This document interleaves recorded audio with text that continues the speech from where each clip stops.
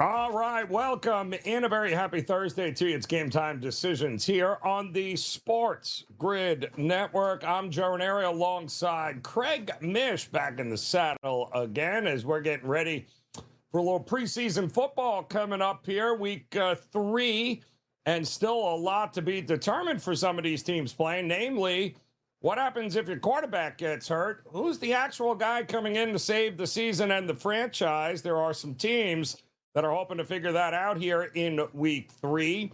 We have the pitching matchup of all pitching matchups tonight, Major League Baseball in Atlanta.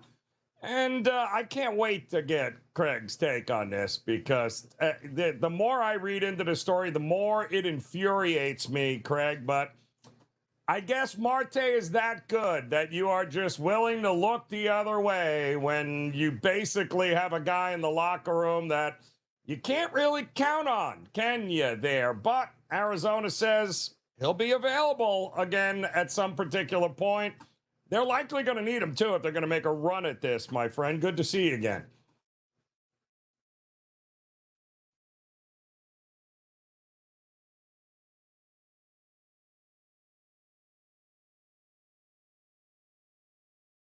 Off next Friday night. That's not me. That's me.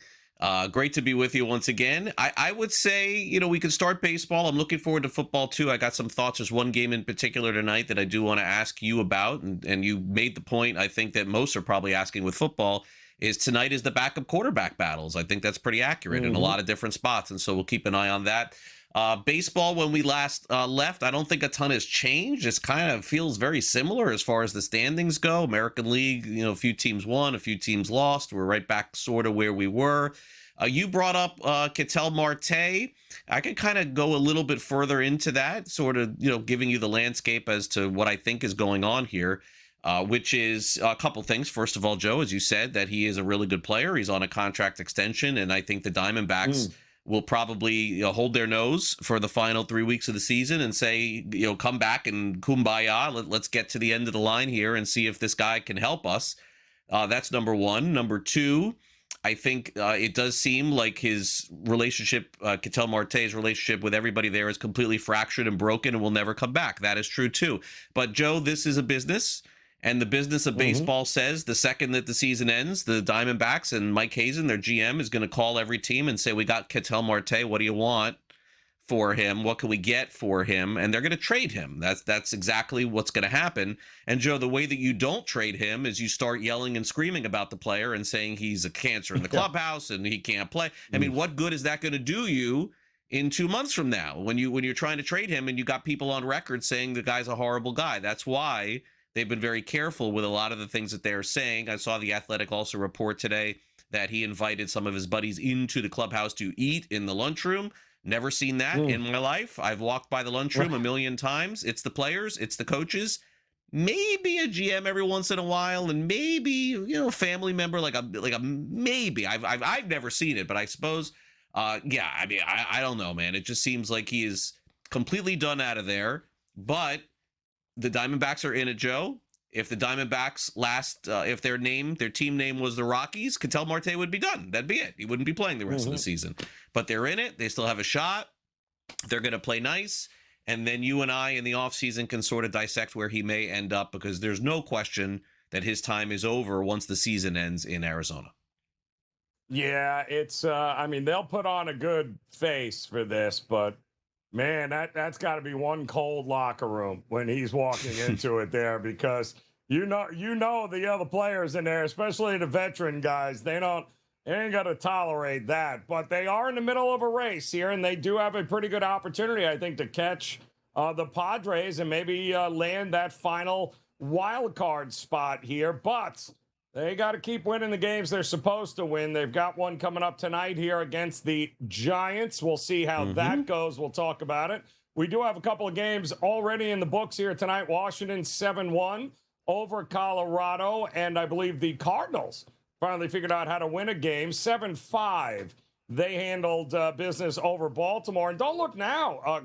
Baltimore, all of a sudden, by the grace of mediocrity in the American League, man, I tell you, Pete Alonso has been carrying them. Other guys starting to hit. And just like that, they're very much in the conversation for that final wild card.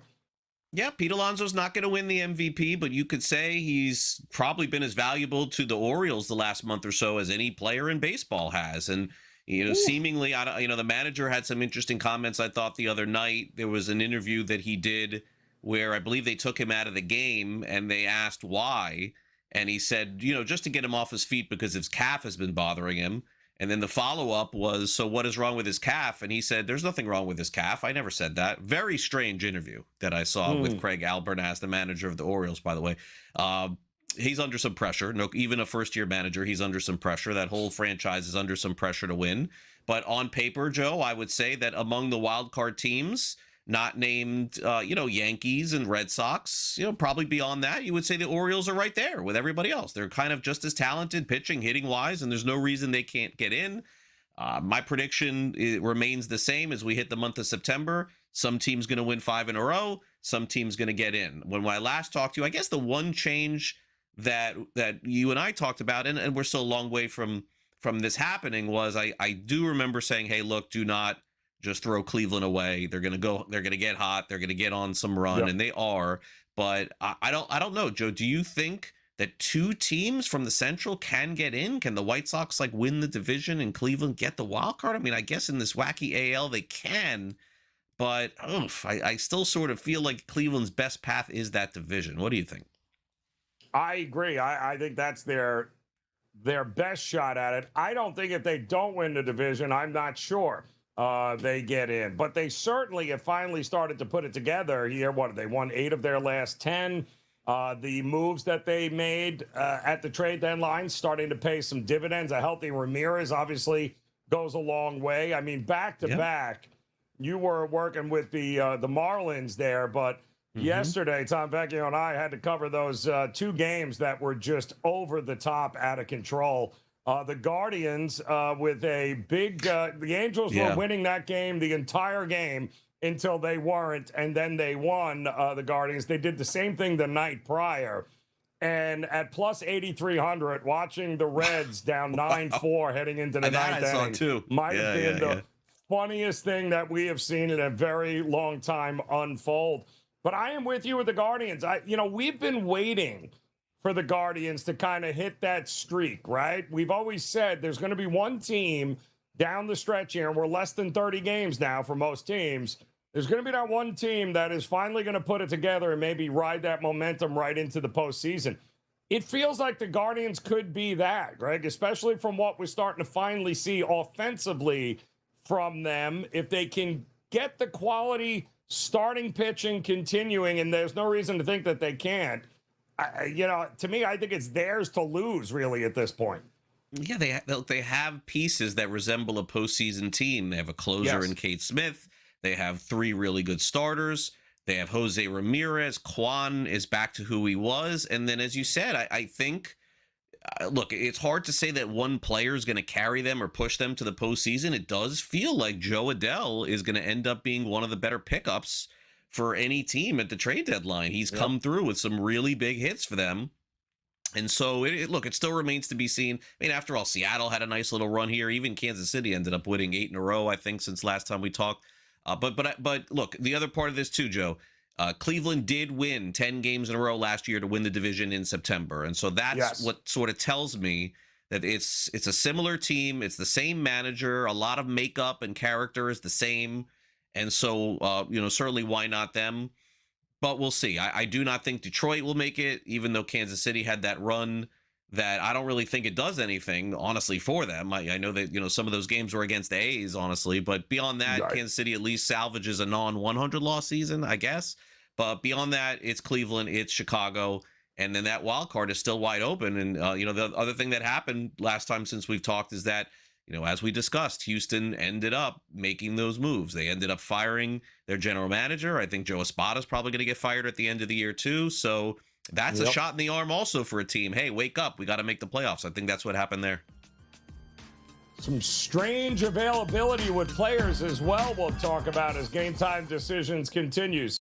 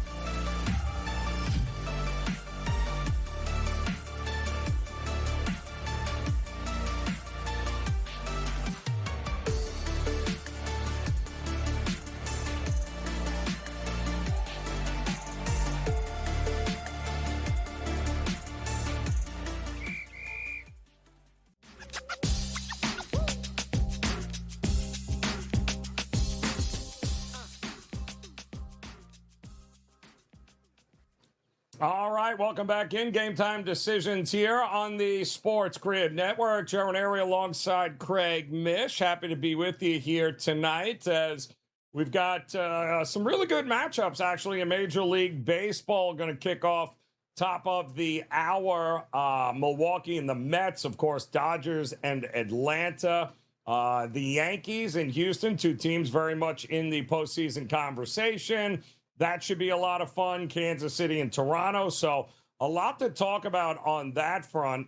And it was funny, Craig, yesterday we're watching this epic meltdown of the Giants. I'm sitting there and we're having a discussion with Tom Vecchio on the show going, is this Francona's last year with the Reds? Like the Reds, I mean, they can't even beat the Giants. Yeah. They're not hitting. We went through this entire segment about the future of the Reds and how really they need to start. They got to blow it all up. And then they score 9 runs in the top of the 9th inning and they win. But I got to tell you, the move making Suarez, who had a grand slam in that 9th inning to help him. But all of a sudden, Greg, you got Eugenio Suarez, TJ Friedl. These guys, they have just cleared waivers, but it was funny because the first headlines after that game last night was, oh, yeah, the Reds are now looking to save money. They're making everyone available, right. Which you kind of alluded to and thought may happen, too, at some point. The Reds, I just am really disappointed with the season they've had, and I understand they did win yesterday. I was following that as I was getting home from the game last night. The pathetic thing is it's against the Giants, and the Giants have just been absolutely brutal. I saw Tony Vitello's press conference after the game last night, Joe. I don't know. That feels like a gone man walking there in San Francisco, too. It could be both teams end up losing their managers at the end of the season. So, when you put a guy on waivers at this stage of the season, you basically are asking just another team if you want the player for free. And the other thing that tells you is it tells you that they had no taker for Suarez at the trade deadline. They probably, Joe, would have given him away for free in July, too, and nobody wanted him there either.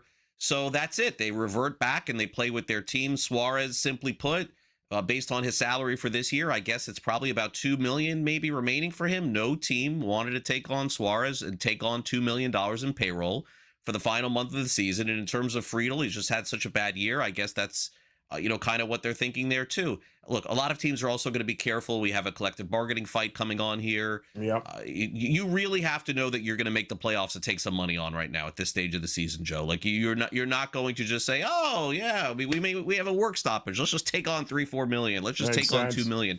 Not going to happen here for 20 teams in the league, probably. And that's kind of what will happen. But you're going to hear this with other teams, too, before September 1st, because, again, you have to be on the roster by September 1st to be playing for the playoffs. So that's coming up over the next few days. I suspect some fun names and some big names will be out there as well. I honestly can't say what these teams are thinking, but I just don't think anybody with a high salary is going anywhere, because I just don't think teams are going to add significant money with everything that's looming in the offseason. I just don't see it. Yeah, they're not, that's interesting because, at least Suarez, it's a power bat. I mean, he's going to have, 19, 20 home runs on the season. Granted, he's never a guy that's going to hit 300, but you would think that at that price tag, Greg, like somebody at least making a run would want a power bat somewhere in that lineup there. But if they couldn't trade him at the trade deadline, I think that pretty much tells you everything you need to know about what the market thinks of him. Maybe just not worth the, $2.5-3 million that remain on his contract, which for power hitters felt kind of cheap, no? It is, but I'm guessing that if we looked around the league at all the teams that are going to potentially make the playoffs, they probably have guys that have a far higher OPS than Suarez's, which is right around 700. I mean, that's very low for a guy that's going to strike out 35% of the time. It's no knock on him. If I had to guess, Suarez next season, I don't think that he will be a NRI in spring training, Joe. Let's assume a regular season. I don't think he'll be an NRI, but Joe, I don't think he's going to get more than $3 or $4 million guaranteed on a one-year deal. And then if that doesn't work out, guess what he is the following year? He's a non-roster invitee to spring training. I mean, he's at that point in his career. Friedl, a little more interesting just because he was so good a couple of years ago. I really don't know what has happened to him. But both of those players, Joe, even though they did score, I think it was, like you said, 8 or 9 runs, whatever it was, Joe, it feels like the Reds are getting shut out almost every night with that offense. Like I look at the score, 2-0. I look at the score, 7-0, 10-0. It just doesn't make any sense to me. And that's two guys that are basically playing every day for them. So a little bizarre. I don't know. Maybe somebody will get claimed here in the next few days. We'll have to see who they try to get rid of, who teams try to get rid of.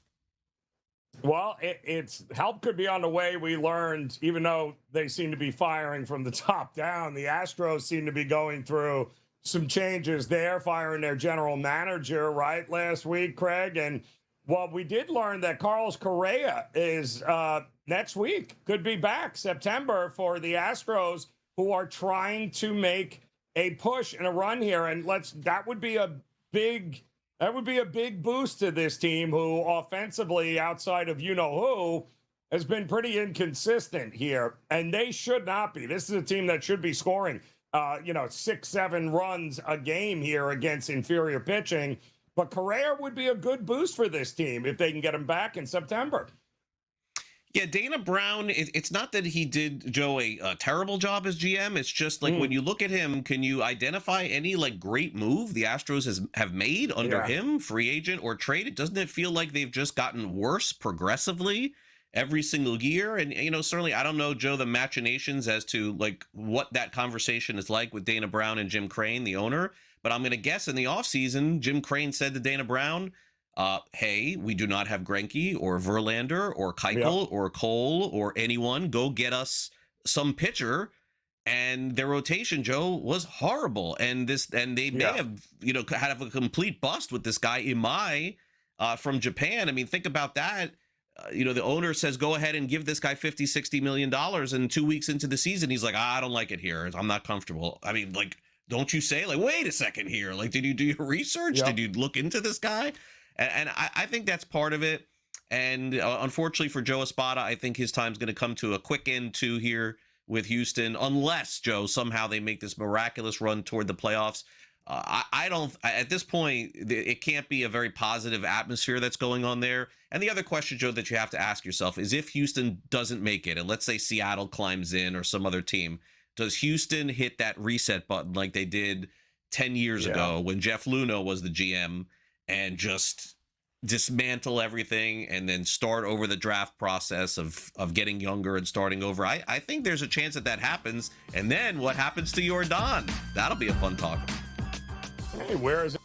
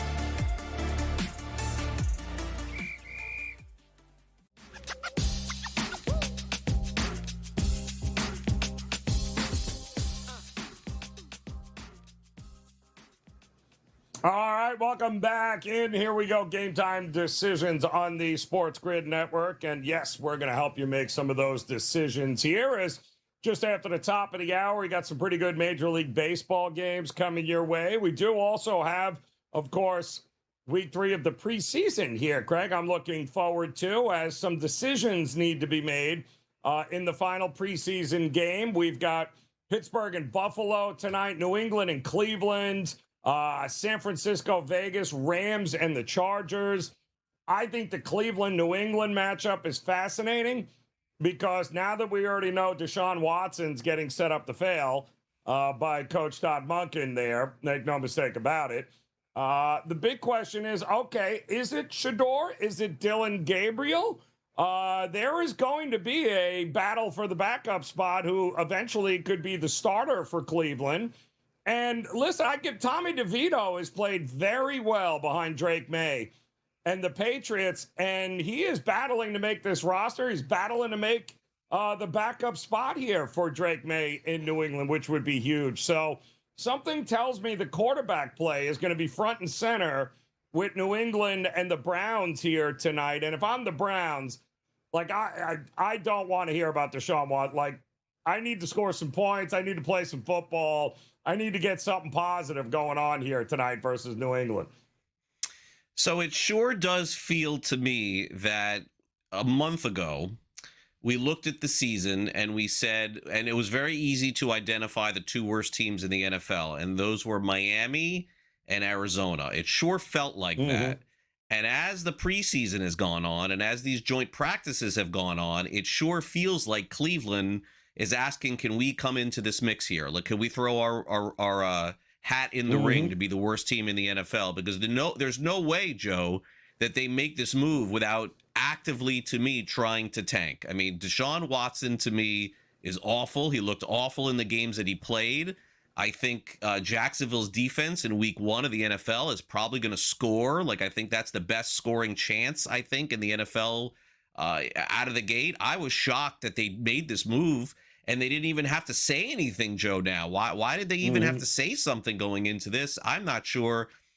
Yeah, Cleveland is going to be very bad, and maybe, look, that's the idea. Look, some teams in the NFL, Miami, Arizona, and Cleveland, all know they're not going to win. So why would you try to win 8 games with Shador Sanders or Dylan Gabriel? We may as well make Watson earn some of the money that he made, get destroyed. But hey, we're paying the guy to get destroyed. You got to just take it and eat it. I think that's going on there. I got nothing else besides that. So for me, yes, that's part of the equation tonight. I think the other one tonight, too, is the way that DJ Uiagalelei has played for the Chargers. Has he all of a sudden maybe become the backup to Herbert? If I'm not mistaken, Herbert is the only starting quarterback that's going to play tonight. Jim Harbaugh said that he will play, and then behind him it's Trey Lance, who I thought was the backup, but it could be him and it could be Uiagalelei. Yeah, and that's a battle too. I mean, Trey Lance going to be interesting now. Second year in the system. We're going to see what he can get done. And if you're Vegas, right? What are you doing here? The more reps, the better, because if you are going with Kirk Cousins as your starting quarterback, well, then you got to give this kid as many reps as Mendoza, as many reps as possible, right, Greg? I mean, there's no reason not to play him unless he's the starting quarterback game 1. Yeah, I mean, look, the Raiders had the injury to Genti, so they got to be a little bit careful. You know, when that happens, it doesn't affect the quarterback, but it kind of does a little bit, Joe. It's like when you lose a player in camp, it opens you up to some scrutiny to say, hey, you already knew that Genti was out, and now you're playing all your guys. I think the Raiders are going to be really careful tonight. I don't like them tonight in this preseason game. I think they're going to sleepwalk through it. The other thing that I do want to mention here, and look, part of it I definitely think is because I'm involved so heavily more in baseball this year, broadcasting games, but I do feel that this is, if not the worst, it is the most anonymous NFL preseason that we've ever had, Joe, in our lifetimes. Like, I don't ever remember a time where no one has cared, no one is watching, very little discussion, very little highlights being posted on social media, almost nothing from the games. I see a lot from these joint practices that are going on, people talking about it and who's dominating, but these actual, NFL preseason games, Joe, I mean, this is the worst, I think, of all in our lives. There was always like one game or two that was fun. We didn't get any of that as we wrap up here in week 3.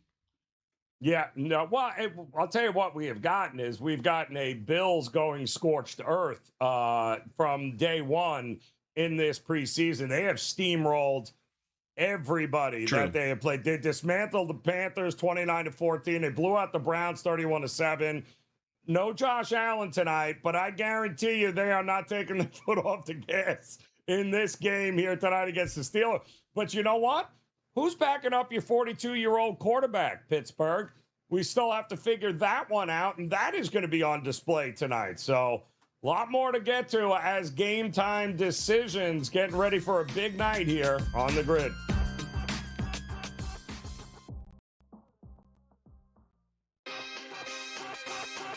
It's usually a 2-horse race, Houston or Jacksonville, with Indy on the outside looking in.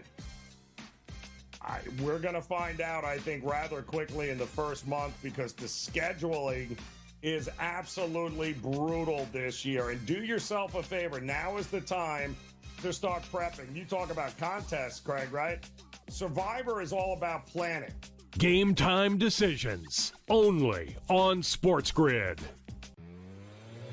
I do not think that history suggests the best thing for a quarterback is to start week 1. Obviously, you need reps, but we have seen guys sit and benefit from it. I think Anthony Richardson might have a completely different, couldn't have been any worse if the Colts didn't play him his rookie season as the rawest quarterback ever drafted. That didn't help. In-game live only on SportsGrid. His height, how hard he could throw it, didn't matter. How do you communicate it? How do you look at these guys in the face? An old 10-year vet, right guard over there, and a 9-year tackle is been. How you gonna look that old man in the face and convince him, hey guys, we're gonna get ready to go down the field. We're gonna score here. Because that's what the great ones do. They walk in the huddle and everybody goes, okay, it's time, let's go. Outspoken with Dan Cilio, only on SportsGrid.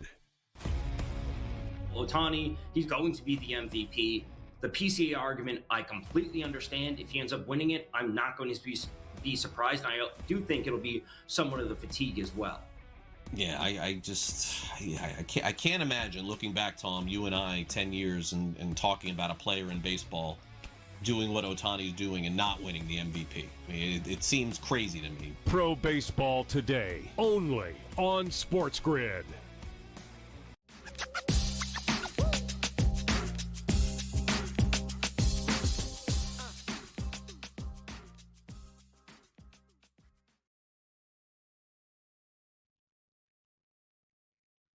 All right, Joe's looking really nice there, but a little bit cold and frozen, as they would say. Welcome back to Game Time Decisions here on a Sports Grid. I'm Craig Mish. We'll get Joe back here in a couple of minutes as we get ready for some Major League Baseball action and some NFL preseason action as well. We'll kind of break down the latest in Major League Baseball and, of course, get you ready for the first pitch, which is coming up pretty soon. And to dive in a little bit deeper, let's get into this big matchup tonight that's going on in Atlanta. It's probably the best sporting event of the night, fair to say, unless you love a different baseball game or an NFL preseason game of some sort. We've got the Dodgers taking on the Atlanta Braves, Joe. It is Yoshinobu Yamamoto, and he will take on Chris Sale. I know those are the starters, and you were talking off the air a little bit with me just about the state of where these bullpens are at. So is it possible that both starting pitchers are going to be forced to go deeper into the game maybe than we expect in this game? I see pretty much minus 110 on both sides in this game. But hey, Yamamoto's been pitching great. Sale is obviously awesome. Both these guys are going to be inside the top 5 in the Cy Young Award. I do think the Miz wins the Cy Young, but these two guys are having a great years too. Yeah, they absolutely are. I mean, it's the pitching battle of the night, but there's a lot of spots here where the Dodgers are plus money with Yamamoto on the mound. How many times this year do you think we've seen that? Never. Zero. Exact. Zero. And you're talking about an Atlanta Braves team, and they've had some teams over the years, but they have not actually swept the Dodgers in any series since 2013, Craig. And they're on the verge of doing it here tonight. despite the fact that they have had every break known to mankind in the first 2 games of this series, which, by the way, they're not winning 11-1. You know, they've won in the 9th inning. They had a walk-off the other night with a guy that hasn't hit a home run in 9 months. You know, this is, when you got it rolling, you got it rolling. But as good as Chris Sale has been, and he's been fantastic, that bullpen has gotten worked a little bit, trying to hold leads in these last couple of games. So I looked at the total at 6.5, because you don't see many 6.5s. But the pitching, the starting pitching, certainly warrants that price, Craig. But the problem is, unless these guys are going 8 innings, at some point the bullpens have to get involved again here, and both lineups aren't slouches. So, you know, as good as these starting pitchers have been, both the lineups are more than capable. Dodgers certainly capable and very capable. I think 117 WRC plus against lefties on the season. It's not like you're going to be fooling them. And Yamamoto, I think, has 12 or 13 innings in his career against Atlanta, and I don't think he's given up an earned run yet. So this is setting up for a great starting pitching battle. I worry about the under once the bullpens get involved, which, unless both guys are going 9 innings, but against these lineups, I don't think that's happening either. No, I don't think so. That's a great point. Yeah, I do think that, you know, if I kind of look a little bit deeper into the matchup, is it possible with everything that is, you know, is sort of on the line the rest of the year with the Dodgers, is it possible that the Dodgers are even a dog in any game the rest of the year? You know, not just with Yamamoto. Like I'm looking at their schedule here, and you know, I see San Diego maybe in a spot, but I mean, just for the most part, I think they're going to be favored. So if you're feeling, you know, like LA, you're never going to get plus money on them. Maybe this is the night to do it, certainly. And as you said, yeah, they definitely can mash a little bit against lefties, but I don't know that that's a huge factor, because the Dodgers are just going to hit anyone. But I'm, you know, obviously very impressed with Yamamoto. Usually guys that pitch deep into the postseason, like Yamamoto did, and then actually pitch like the last game of the World Series, usually those guys take a little bit of a hit the next year. He took no hit whatsoever, maybe a little bit of a slow start in April, but beyond that, still one of the very best pitchers in baseball. And I would probably guess that at the very worst, he'll finish 3rd in the NL Cy Young Award this year, Joe. He's really come on. Well, and he has already proven how many times in big games when the spotlight's the brightest, who do you want? You know, the Dodgers don't get swept. And the Dodgers, Atlanta hasn't done it since 2013. So I tend to think it's the right guy at the right time. And it's funny, he gives credit, Craig, to the Hunter Fiducia, I think, is how you say his last name. Yes. A backup catcher that apparently Yamamoto loves, and says that this is the guy, really. He's, you know, I have been as good as I have been because this guy's mine to play calling it. So that's a very fascinating relationship to me, that whole Yamamoto backup catcher situation. We've seen it before throughout the years, but man, that's real interesting here with the Dodgers, how they have this set up with him.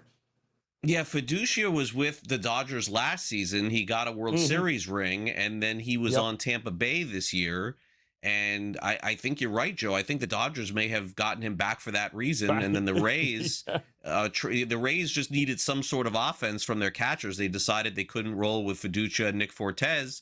And then they acquired Miami's Liam Hicks. And boy, has he been on a tear since he has joined Tampa Bay. So it worked out, I think, for both sides. The other part of this, Joe, is that you never know if the Dodgers make this deal, if Will Smith is 100% healthy, or Dalton Rushing is 100% healthy. Like, maybe never happens for Yamamoto. But if he is going to shove with that guy, as you said, behind the plate, there's no question that the Dodgers will sacrifice the offense, because Fiducia doesn't really give you almost any offense at all.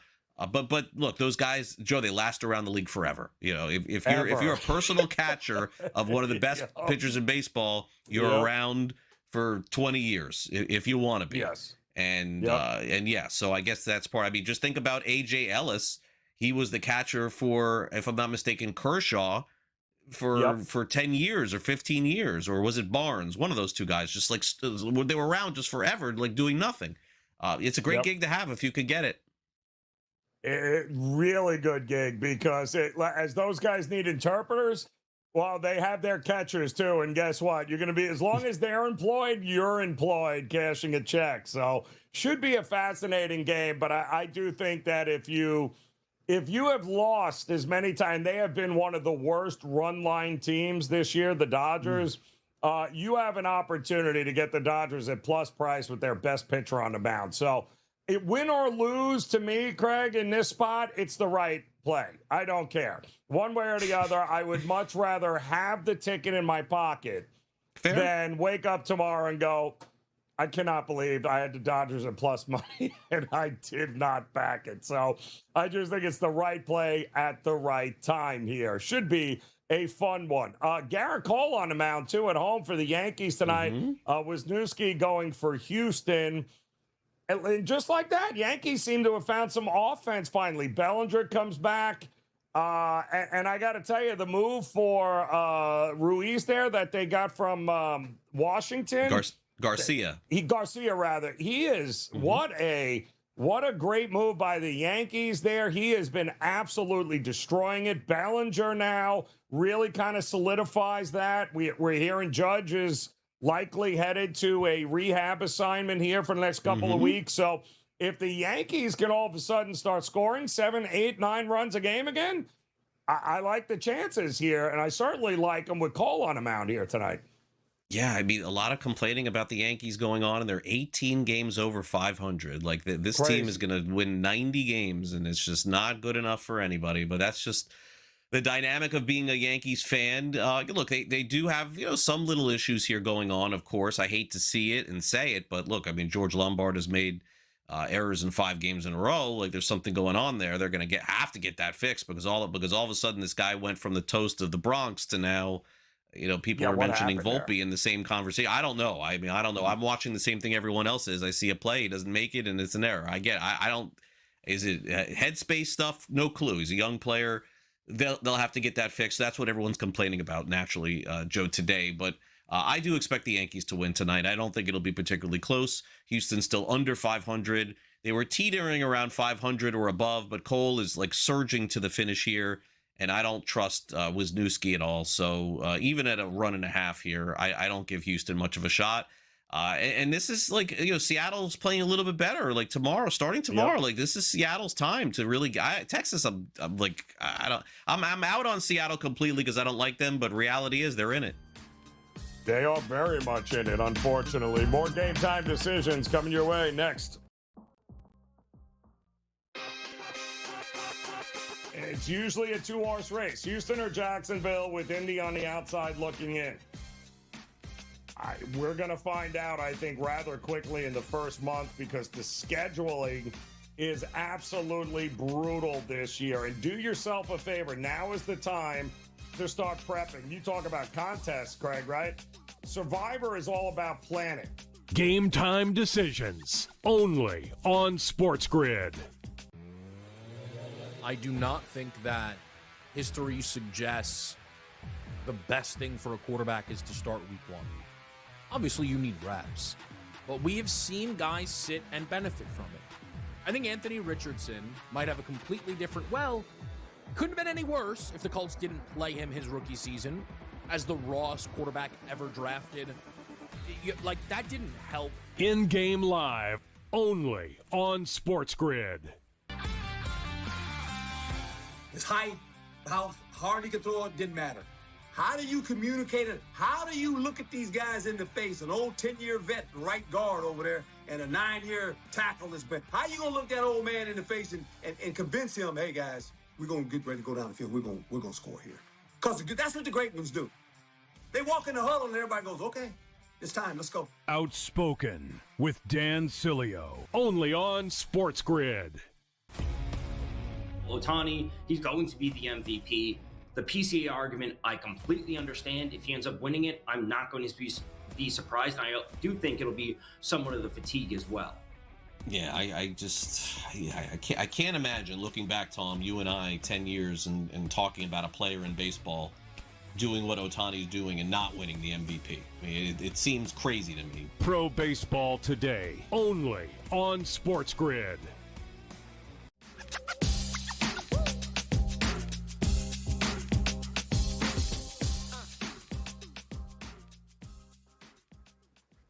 right, welcome back in. Here we go. Game time decisions on the SportsGrid network. As we do have some decisions to make here. Major League Baseball coming up here tonight. We've got preseason week number 3. Loaded slate at the top. And again, not that we're going to get a whole lot of starters, but we are, in fact, going to get a lot of backups and a lot of depth to be decided here this week. So still a little something on the line for a lot of these teams and a lot of players playing for contracts. Does that mean that we're going to see good football? Likely not. Joe Raineri alongside Craig Mish. Let's bring in our good friend Jacob Kameniger here on Game Time Decisions, because Jacob, you and I were just talking off air. Listen, football's football. We get week 0. I got to watch Bill Belichick try to win games at North Carolina, which is entertaining on itself. But I mean, T-minus 13 days and counting now before the NFL season kicks off. And there are a lot of questions still with a lot of teams here that, I mean, Josh Jacobs just got charged with 2 misdemeanors in court for domestic violence. The NFL hasn't said anything as far as suspension goes, but if I'm Green Bay, are we comfortable that we have enough with the running game heading into the season here? I personally wouldn't be that comfortable with the depth behind Josh Jacobs. Now, I don't know what the NFL is going to do in terms of potential suspension. They tend to take a long time to review cases like this, so I'm not sure that we're going to get a decision about Jacobs this season. But behind him, I believe they have Marshawn Lloyd, who's just never been able to stay healthy. They lost Emmanuel Wilson, who I liked as a solid backup for them. He signed with the Seahawks in free agency, so I'm not sure that they have really enough there to get by. If Jacobs is out long term, they'd probably have to rely more on their passing game. So certainly something to monitor with his legal issues. Just a matter of when will the NFL kind of address this and potentially consider a suspension. Will it be this year, next year? I don't know yet. Jacob, first of all, it's great to see you again and great to catch up with you. Thanks for coming on. Really appreciate it here on Game Time Decisions. I know you're real busy this time of the year getting ready for the start of the NFL season. Joe and I were talking about preseason a little bit, and I do think the intriguing part of tonight's games in particular are some of the backup quarterbacks that are, starting to make their way a little bit. Drew Aller, Will Howard. I think also in Los Angeles with the Chargers tonight, we're going to learn a little bit more potentially who their backup could end up being too. Beyond that, what has been like the storyline for you as you are writing and doing the work that you're doing? I was talking to Joe, my co-host here. I feel like this is the most anonymous preseason in my lifetime. Like I really just, it's been quiet, it feels like, for the last 3 weeks. Yeah, I'm with you there, Craig, by the way. Glad to see you too. Glad to be back with you guys here. So thank you for having me, of course. But it has been sort of anonymous. This was a weird preseason where there was only one legitimate quarterback competition that was ongoing into the first couple weeks of the preseason. The Vikings named Kyler Murray the starter before the preseason began. The Raiders, they haven't officially named Kirk Cousins the starter, but all indications are that's going to be the case. So really all you've been seeing is who's Cleveland going to start. And between Deshaun Watson and Shedeur Sanders, it was really a coin flip. I don't agree with the decision to start Watson. I would have gone with Sanders solely because he's the younger guy. He has more upside, and his second game was so much better than what Watson put on the field, and then Watson's strange post-game interview. So that's really been the major storyline of this preseason, though. Aside from that and a few rookie debuts, there hasn't been a whole lot of pop from this preseason. I think it has everything to do with the fact that there weren't really many quarterback competitions. There were only a couple of first-round quarterbacks, and, one of the potential breakout stars, Carson Beck, who started the preseason so well, he got a rib injury and really wasn't able to play the rest of the way. So, you've kind of had a lot of that with any of the rookie stars who could have built hype as they've gone. A lot of them got banged up. So it's been a weird preseason from that perspective. I don't disagree with you there. Yeah. How do you think J.J. McCarthy's feeling right now, Jacob, as he is likely losing the backup role to Carson Wentz? Now, to give Carson Wentz credit, he knows the offense. He's been there, with O'Connell. He knows what's going on, but he is outplayed J.J. McCarthy. Now, remind us, 10th overall pick just a few years ago, he likely may not be wearing a Minnesota uniform here, despite the fact that Kyler Murray can't see over the offensive line, according to his coach. But what do you do if you're Minnesota? Are you trying to find a trade partner? Because he's not well liked in the locker room either. Yeah, I think this, Joe, reminds me a lot of the Anthony Richardson situation with the Colts. You know, we went into last offseason and we thought, hey, Anthony Richardson's going to beat Daniel Jones. And then if he struggles as a starter, Jones is going to come in and replace him, and that'll be the end of that. But then once Jones won the thing, Richardson ended up in this weird spot where it was like, oh, they've kind of given up on him, but they're not fully giving up on him. They still hung on to him. He requested a trade this offseason. He's still there. I think McCarthy could find himself in kind of a similar situation where, you know, the Vikings are going to want to, if they want to get rid of him, they're going to want to get something for him. But what is his trade value? It's going to be pretty close to non-existent. Teams aren't going to be looking at McCarthy and saying, hey, this is a guy that maybe could be a franchise quarterback. He's a reclamation project at this point, and teams just aren't going to be willing to give up much for that. So I think in a weird way, Minnesota's probably going to be stuck with J.J. McCarthy there. They may just keep him this season, try to develop him behind Kyler, see if he can make some strides. I mean, there was a time late in last season where it looked like he was taking some steps forward, but it wasn't really going to be enough to make him like a surefire starter. So I think it's a tough situation for him. He's just going to have to abide by what Minnesota wants to do. And if he ends up as the third string quarterback, he's probably just going to have to work his tail off behind the scenes and prove that he belongs in the NFL. But it's a really tough situation for him. And I don't think Minnesota is just going to let him shake loose, you know? No, I don't think so either. But again, Sunday brings some interesting moves in the NFL. It's cut down day. Maybe McCarthy, who knows, is headed somewhere else on Sunday. I wouldn't be shocked by that, by the way. Okay, so Pittsburgh situation. They're the first game on our board here tonight, Jacob. It starts in about 15, 20 minutes. I'm watching Aller here in the pregame working out. I'm watching Will Howard on the pregame working out too. How do you think this all shakes out in Pittsburgh? Because as we saw 2 years ago, Aaron Rodgers is one play away maybe from not playing. You never know. So somebody could end up playing behind him. Yeah, I think, Craig, I think Pittsburgh would probably like to keep both Howard and Aller in the fold if they can. I just don't know if they're going to keep four quarterbacks because they also have Mason Rudolph there, but it wouldn't shock me if they go into the season and say, hey, these two young guys have shown enough. Let's keep four quarterbacks. Let's see how the veterans do. And if someone gets banged up, we'll at least have depth there. But I like the upside of Howard and Aller. I think it's a good kind of developmental route to take behind Rodgers if they're comfortable rolling with him for this season. Jacob, hang out one more segment for us if you could. Want to ask you a couple other questions as we're getting ready for more preseason NFL football on Game Time Decisions.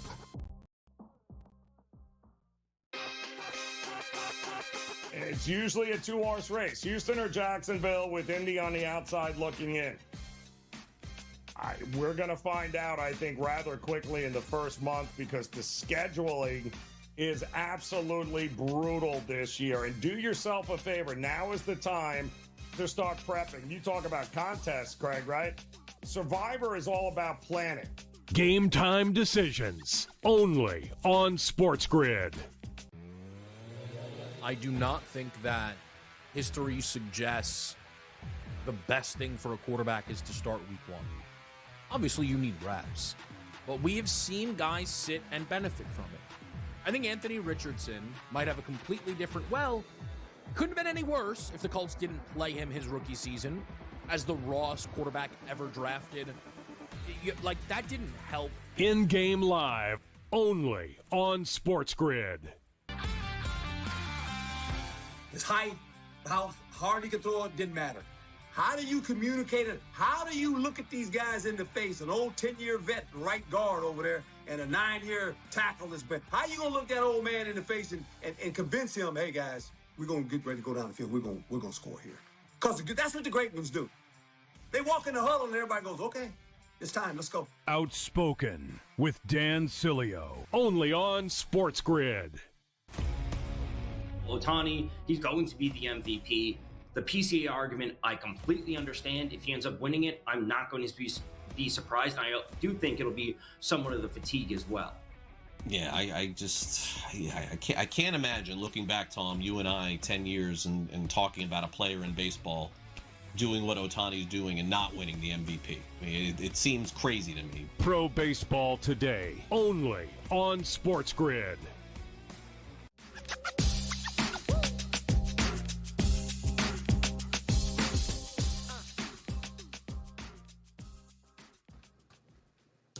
right, welcome back in. Here we go. Game time decisions as we look to wrap up this first hour together. Joe Raineri alongside Craig Mish. Jacob Counter joining us once again here. And Jacob, it was funny. We were talking Raiders a little earlier. Also have a game tonight against the 49ers.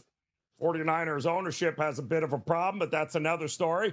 But Vegas, what are we doing here? I better see nothing but Mendoza tonight. If he's not starting the season as your starter, he needs to get as many reps as possible. Now, granted, Aston Gentry, I guess they weathered that storm, right? Not as dreadful as they thought it might be, but it should be the Mendoza show, right? If he's not your starter, how else are you getting him the reps then if he's not playing here tonight?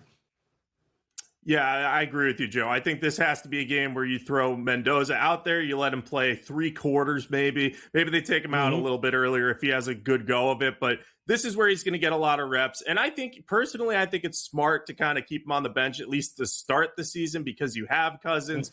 You know, you're not expected to be a contender this year. Just let Mendoza get more comfortable in that offense. Make sure your offensive line is kind of gelling. You have a new center in there who's an excellent center, but, you know, it takes time for offensive lines to gel and the new system to get in place. So I like the plan, but tonight it should absolutely be the number one goal to get Mendoza a lot of reps.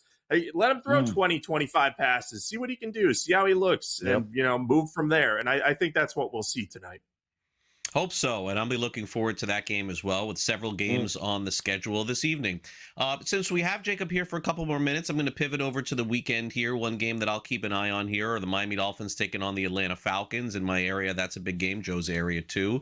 But I'm going to go to the Falcons here for a minute, Jacob, because it looks like Tua Tagovailoa has almost no chance to be the starting quarterback of the Atlanta Falcons, or even some whispers, will he even play for the Falcons this season based on what we've seen in the preseason? And you know, Jacob, things get crazy on Sunday. It's impossible to predict what's going to happen, but we're going to get shocked by a player or two getting cut. I don't know that Tua's in that boat just yet, because the Falcons would really have to come to terms with Penix and no one else.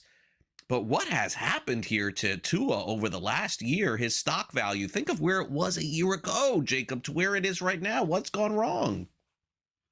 Yeah, it's totally plummeted, Craig. And I just think, look, Tua was a good prospect. I really liked him coming out of Alabama. His whole thing was he didn't have the strongest arm, but he had great accuracy and ball placement. And we saw Mike McDaniel kind of get the most out of him.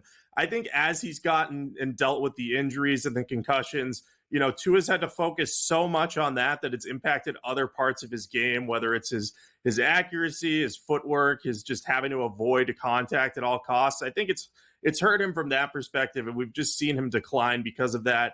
And then that's where his lack of upper tier arm strength kind of shows, where he can't really compensate for this. So I think that kind of explains his decline. I think the Falcons are truly in a terrible place at quarterback. I say this as someone who really liked Michael Penix as a prospect. Craig, we talked about it very often on your show leading up to that. I was excited about him. But the injury issues with him just haven't allowed him to develop. Then you have Tua as his backup, another injury-prone guy. And then beyond them, they don't have anything. They have this guy named Jack Strand, who's an undrafted free agent out of, I don't even remember what school it was, but it was a very small school. He's looked good this preseason, but obviously you don't want a situation where he's going to be starting at any point this season. Right. So I look at the Falcons quarterback room and I say, man, if Penix cannot pan out, this has a potential to be one of the worst quarterback rooms and one of the most frustrating to watch in all of the league this season. Think about Stefanski. He's celebrating, I get out of Cleveland, because that quarterback room is terrible. And he walks into one that's even worse. The fact that they could not tell the world that Tua is our starting quarterback and leave Penix to be able to heal on his own, he can't do that because Tua hasn't played himself into any position, which is just mind-blowing to me.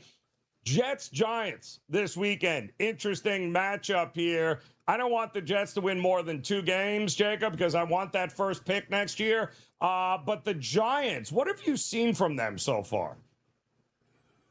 Yeah, Joe, I mean, we saw the big play, obviously, that happened was when Jackson Dart took that horrible sack. Not his fault, but he just got smoked coming up the middle. Tyrone Tracy had a miss in pass protection, I believe, and Jay Ward just knocked the wind out of Jackson Dart. And that was sort of an ominous start to this Giants season in terms of you look at this Giants team and you could sell me on there being upside there.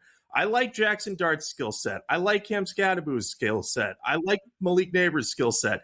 But the injury issues they have on offense could completely derail them. They have to stay healthy to be good. And I'm just not sure they're going to be able to do that. They're a boom or bust team this year, guys. I think they have upside, but if one of those three key playmakers can't stay healthy, it could be a long season in New York once again. Yeah, well, it's going to be a long season for both New York teams, Jacob. Who are we kidding here? But it better be longer for the Jets because I need that #1 pick. Jacob Kamik, I appreciate it. As always, it's good seeing you, my man. Football is here, and we've got another hour of game time decisions straight ahead here on the grid. It's usually a two-horse race, Houston or Jacksonville, with Indy on the outside looking in. We're going to find out, I think, rather quickly in the first month because the scheduling is absolutely brutal this year. And do yourself a favor. Now is the time to start prepping. You talk about contests, Craig, right? Survivor is all about planning. Game time decisions only on SportsGrid. I do not think that history suggests the best thing for a quarterback is to start week one. Obviously, you need reps, but we have seen guys sit and benefit from it. I think Anthony Richardson might have a completely different, couldn't have been any worse if the Colts didn't play him his rookie season as the rawest quarterback ever drafted. That didn't help. In-game live only on SportsGrid. His height, how hard he could throw it, didn't matter. How do you communicate it? How do you look at these guys in the face? An old 10-year vet right guard over there and a 9-year tackle that's been. How you gonna look that old man in the face and convince him, hey guys, we're gonna get ready to go down the field. We're gonna score here. Because that's what the great ones do. They walk in the huddle and everybody goes, okay, it's time, let's go. Outspoken with Dan Cilio, only on SportsGrid. Ohtani, he's going to be the MVP. The PCA argument, I completely understand. If he ends up winning it, I'm not going to be surprised. I do think it'll be somewhat of the fatigue as well. Yeah, I can't imagine looking back, Tom, you and I, 10 years and talking about a player in baseball doing what Ohtani's doing and not winning the MVP. I mean, it seems crazy to me. Pro Baseball Today, only on SportsGrid.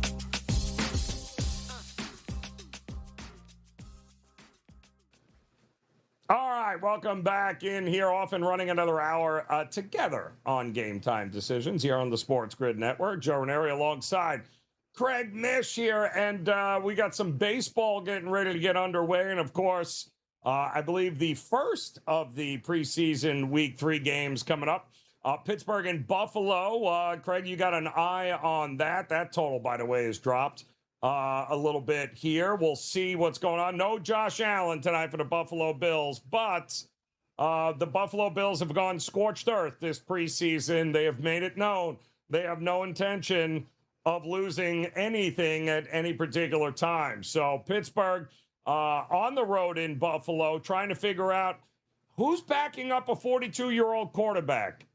Craig, that's my big question with Pittsburgh. Is it Drew Aller?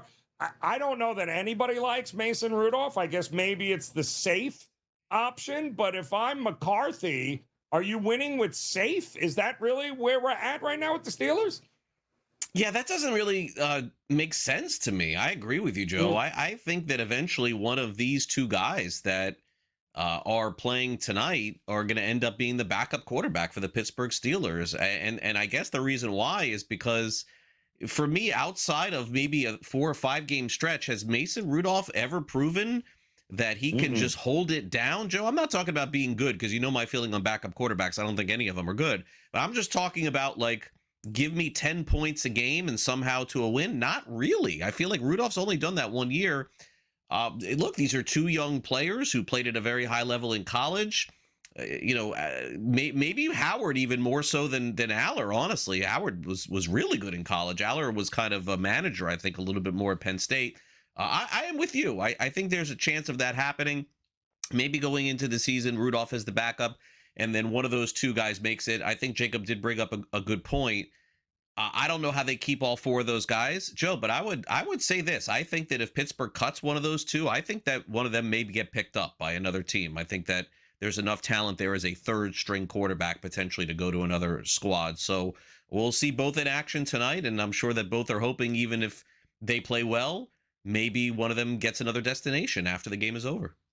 Yep, could very well be here on the road. Not a exact Bills Mafia. They show up. New stadium, by the way. Don't forget this year for Buffalo. They'll be playing. So some new digs for them and Bills Mafia coming up tonight. Yankees, by the way, being pushed back. It looks like about 20 minutes here. 7:15, okay. 7:20 is what they're looking at first pitch there. But Kansas City, Toronto will be first up here in a couple of minutes. Noah Cameron on the mound for Kansas City. Arrighetti, I don't know what happened to Arrighetti there, but they moved on from Houston. Now, all of a sudden, Toronto has him. Toronto's battling for that final wild card spot. But Kansas City has been, listen, they're finally starting to hit the ball. It's amazing what happens when you get some offensive consistency. And Noah Cameron's been pretty good here down the stretch, has he not? Cameron's been really good. So, yeah, this is not like a complete throwaway type game. And I think we could be in for a battle here. You know, the other thing that's happened with Kansas City being the best, am I going to say this, the best team in baseball over the last couple of weeks? I guess I have to. I guess it's true, even though the A's are sprinkled in there, is that, Joe, their bullpen, which I believe was the very worst in baseball, they have gotten some things figured out. And I look, Joe, I know it sounds crazy and you're going to laugh, but Craig Kimbrell is pitching well for the Royals. Craig Kimbrell is closing games for the Royals. And, and Nate Pearson, who was on the Blue Jays, is now on the Royals. He's been good as well.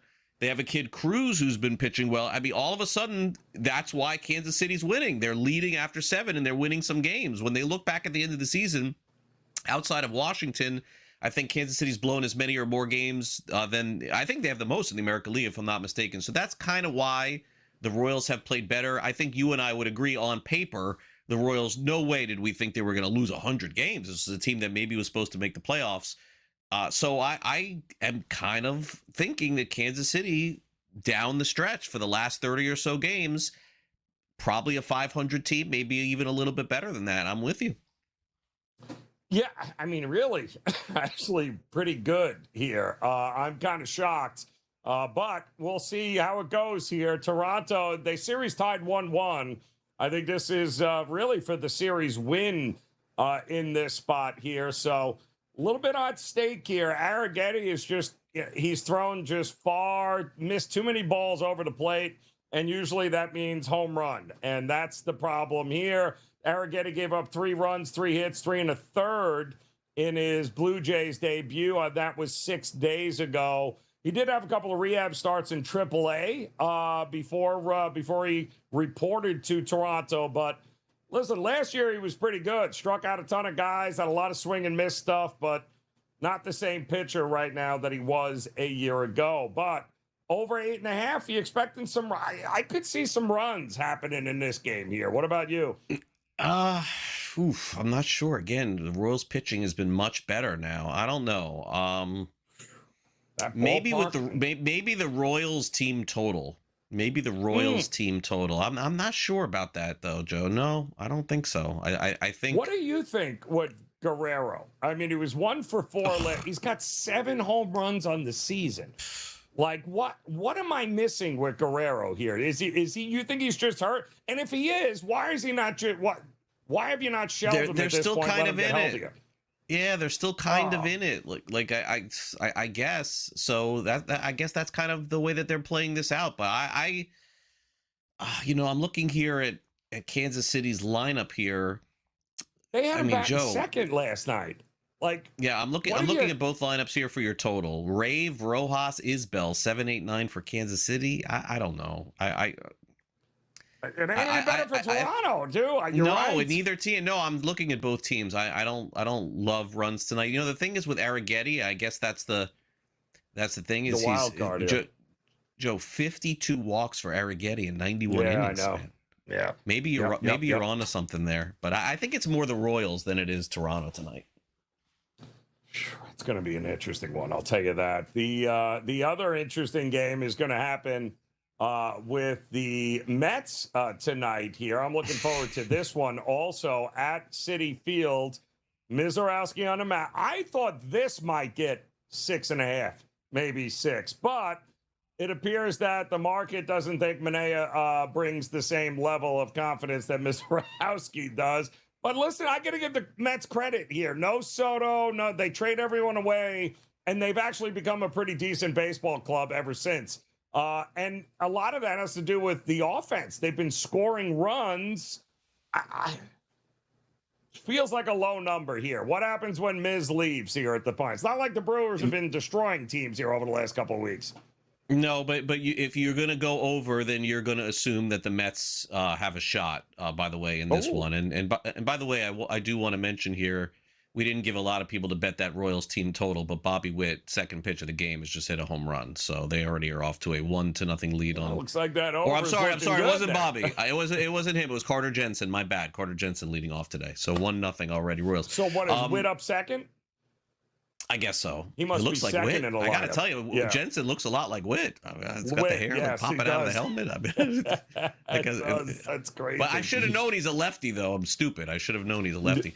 But going back to that's the thing is with the Brewers, Joe, is that if they lead 3-2, you're not going over on that one in the 6th inning. No, you know, like not. that's the tough dynamic there. But the Mets have played better. I will give them that. Maybe a +1.5 tonight. Maybe. Oh, look at you! Listen, Manaea actually hasn't been terrible. Am I missing something here? I mean, he's been okay, right? But Miz's K prop. What do we think? 7.5. Mets, no Polanco anymore for them. I don't know. That's I mean, that's a big number. Yeah, I'm not. I'll go under. I'll go under that.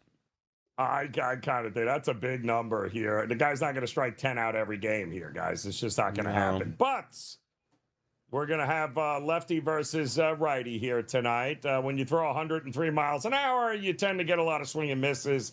We'll see what we're going to get here tonight. I think this is going to be a sneaky good game, though. Mets at Milwaukee. We'll have more coming up for you here on Game Time Decisions.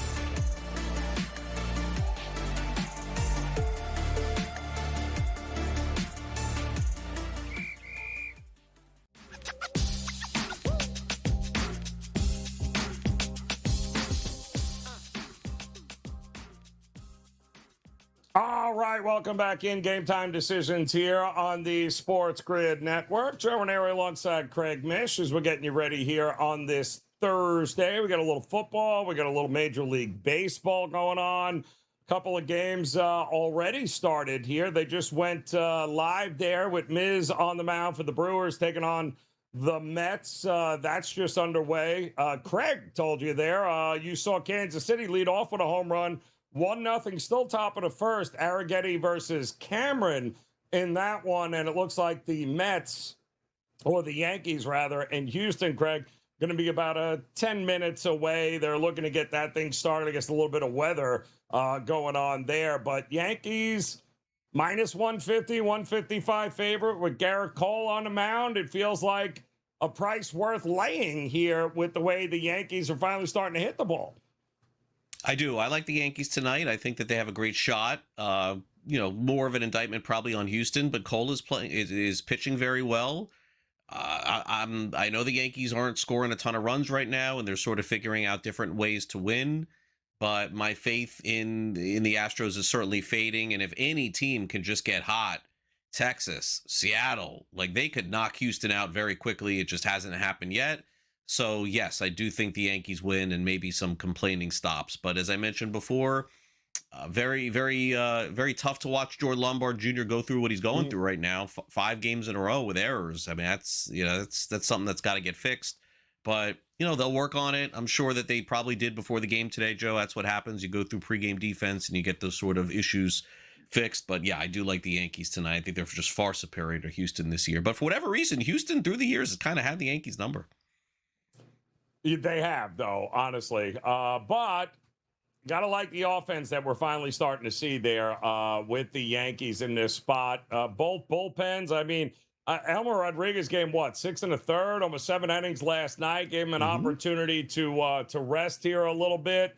But it's going to be all about the offense here, and can the offense get it going? I think they will, and I think they'll be good here tonight in this one. We talked about it. Dodgers and Atlanta. That's getting ready to get underway. That is still 6.5 as a total, but I'm sorry. You're not going to get Yamamoto at plus money, and the Dodgers often, they're on the verge of being swept here. You got to think that's playing a little bit there in that clubhouse too. No, with the Dodgers? I would think so, yes. And you're right, Joe. We made the point in the first hour that there's a chance. I mean, certainly I was being a little bit facetious. I mean, the Dodgers probably will be plus money at some point the rest of the season. I can't imagine the whole year, but there's not going to be many games. There's under 30 games to play. My guess is 2 or 3, unless they clinch everything. And then the last game of the season or 2, maybe they would be dogs. But that's the story tonight. Chris Sale has been dominant pretty much every time he's gone out. I am with you a little bit. I think that it's a rare opportunity maybe to jump on LA and win. And let's be honest, Atlanta has not played as well in the second half as they have played in the first. The Dodgers have now surpassed them again in the standings for that seeding, which is going to be important because one of those two teams in all likelihood will have to play in the first round without a bye. LA has 80 wins, Atlanta with 78, excuse me, both 78. Yeah. Hey, you still think it comes down to the wire there, Greg? What are you thinking? You think Probably Brewers end so. up with the best record, though? You think the Brewers are the ones that end up with the best record? I do, yeah. I think Milwaukee will. They seem to be the most sound team and consistent team, and they really don't have to play amazing baseball in September to get there. So, yes. And then I think it is a coin flip between L.A. and Atlanta, and I'm not sure that Atlanta cares one way or the other because the last time Atlanta got the bye, they got knocked out in the first round. So, and they said that they weren't sharp enough. I don't know that it matters to them. Maybe matters a little bit more to L.A. because it seems like they're maybe more banged up than Atlanta, if that makes sense. But you know how it is, Joe. Whoever's hot in September, that's the team that you want to back. Yeah, exactly. And that really is going to be the question moving forward, is which one of these teams is going to put that winning streak together. And you mentioned the Guardians. They're off tonight, but the Guardians have been playing some pretty good baseball, finally playing some pretty good baseball. We've kind of been waiting for that. So maybe, just maybe, their time is coming. But the National League, I think, is going to be also down to what? Is it safe to say 2 teams now, Greg? Is it Arizona and the Padres, and that's it? Well, look, I know the Marlins play Arizona and San Diego in September, Yes. so I'll keep them alive until then. But that will be the determining factor is when Miami goes there if they're still alive. But percentage-wise, over on FanGraphs, San Diego's percentage to make the playoffs right now is 61%. Arizona's is about 40%, and then Miami's is about 5%. So look, I mean, I'm going to call it how it is. The Marlins are going to have an uphill battle to get there, but they do have at least those games in front of them. Miami also has the toughest schedule in all of baseball remaining, too. There's not a lot going for them in this final month, and I get all that. But yes, look, San Diego, Joe, they've been one of the best teams since the All-Star break. They just keep winning. Arizona's had to weather the storm a little bit, but as we've talked about, and this is the unfortunate part for Miami a little bit, yes, San Diego plays Arizona. That doesn't help Miami. The fact that they play each other means really no ground to make up. And then the other part of this is that both of those teams play in that division where they get the Giants and the Rockies down the stretch. And Arizona is getting ready to start a 4-game series here this weekend with the Giants. So, I think the teams may go back and forth for a while just simply playing against those teams at the bottom of the West. Yeah, it's going to be interesting here. I know we still got some drama in the clubhouse there of Arizona, but they are playing tonight against the Giants. I do not understand this line very much. And I know they got the young guy there, Cabrera, on the mound, Arizona. But it's not like Landon Roop has been some sort of phenomenal pitcher here for the Giants.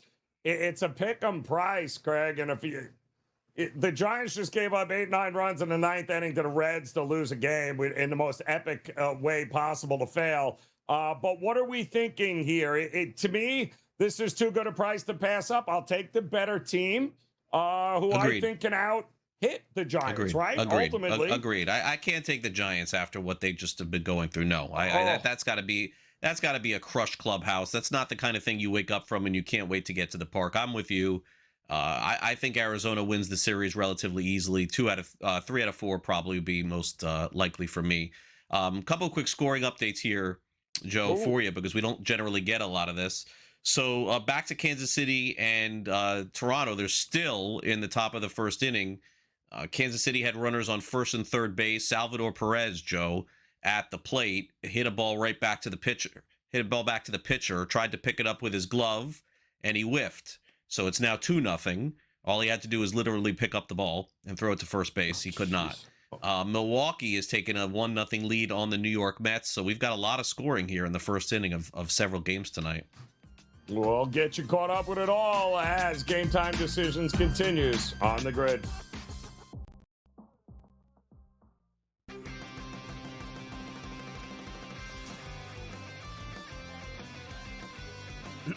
Class is in session. Today, let's talk about the teaser. A teaser is a multi-leg bet where you shift the point spread in your favor. You get better numbers, but every selection has to win. It doesn't matter what you bet if you don't have the insights. Tune into SportsGrid and get ahead of the class. What Michigan have to play versus Penn State is insane. Like, instead of Big Ten teams worrying about SEC and all that, like, Michigan fans should not be happy about what Matt Campbell gets to walk into. James Franklin's got to be kicking himself. Penn State do not play Oregon, Indiana, or Ohio State. They avoided the entire Big Three of the it's incredible. In-game live, only on SportsGrid.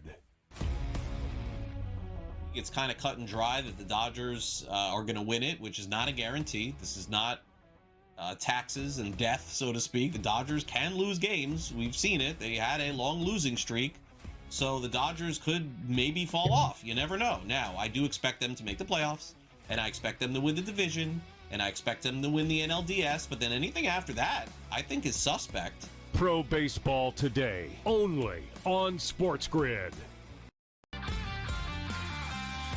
His height, how hard he could throw it, didn't matter. How do you communicate it? How do you look at these guys in the face? An old 10-year vet, right guard over there, and a 9-year tackle is better. How you gonna look that old man in the face and convince him, hey guys, we're gonna get ready to go down the field. We're gonna score here. Because that's what the great ones do. They walk in the huddle and everybody goes, okay, it's time, let's go. Outspoken with Dan Cilio, only on SportsGrid.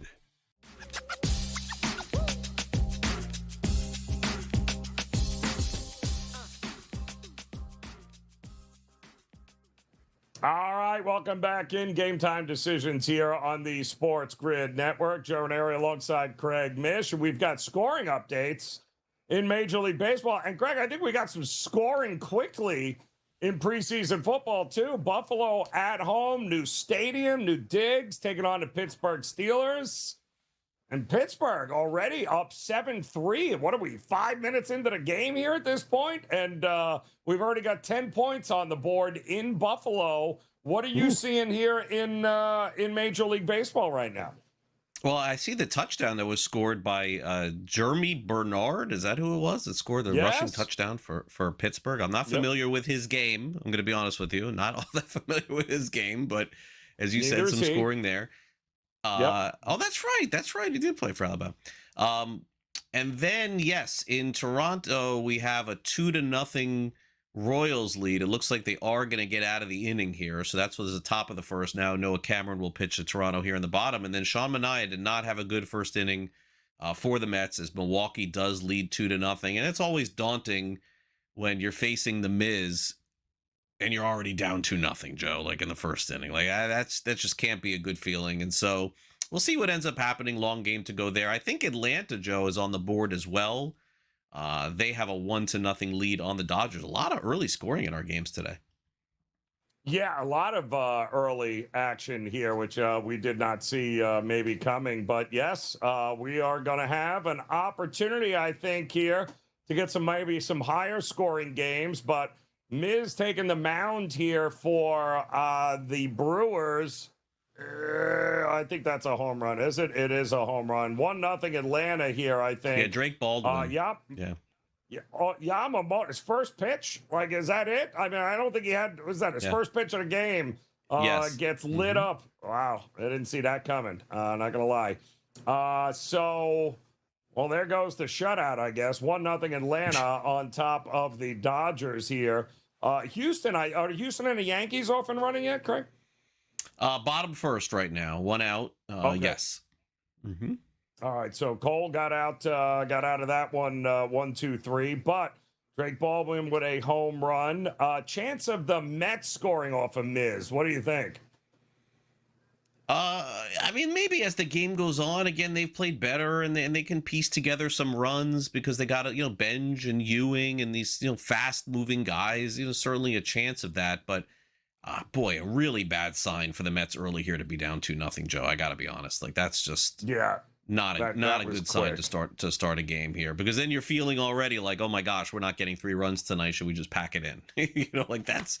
I mean, you hate to say that that's the mentality, but a big sigh, I would guess, in the Mets. It is the mentality, right? Yeah, not good there. Not good. Also not good, although we'll keep an eye on this one too, I guess that's it. Arizona and San Francisco is coming up at 9:45, but that's tonight. We got 4 baseball games. Yep, Pittsburgh is and Buffalo also underway here, and I'm trying to figure out who is the quarterback for Buffalo right now, as they have a 3rd and 22. I can assure you it is not Josh Allen. But number 6 for Buffalo is at quarterback. Who is the Buffalo backup, by the way? Who's backing up Josh Allen? Because I'm checking right now for you here. It used to be Trubisky, but it's not Trubisky anymore. Oh, Shane Buechele. Yeah, Texas that's quarterback. That's not good. That's he's already crying. I can see the tears. So it's not Mizorowski. It's not. Wasn't it Trubisky forever? Wasn't he the backup at Buffalo? He may still be. I mean, maybe he's not playing either tonight. I can't imagine Shane Buechele is their backup. No, he's got to be a 3rd stringer there. But no, I mean, I believe Trubisky's on another team here, and I'm trying to remember which. He's gone. Yeah, he's gone. Trubisky. Is he really? Wow, that's not good. Oh yeah, Kyle Allen, I think, is the other guy that might be there. But yeah, no, not good here. With Trubisky is definitely backing somebody else up. Maybe he went back to Chicago. Maybe that could be. Kyle Allen is the backup there for Buffalo. 2 quick outs, by the way. Lindor's just shaking his head, wondering where it all went wrong against Mizorowski here, but get He's a used tough to it. guy. A lot of guys have, yeah, he is here. And here's Guerrero batting second for Toronto. Guarantee he won't get a hit. Although Kansas City is now 2 on the board. 2-0 2-0, now top of the Toronto. first. Yeah. Mm-hmm. Jeez, now they're in the bottom of the first here. Guerrero's hitting second. He's batting 180. He's got 7 home runs. I have no idea how they're winning games without him. With him having only 7 home runs is kind of head-scratching here, Craig. But the good news is plenty of baseball left to go. Houston and the Yankees, end of 1, no score. We'll keep an eye on that scoreboard, and I can't wait to hear what Craig thinks of the Boston Red Sox now that he saw him up close and personal.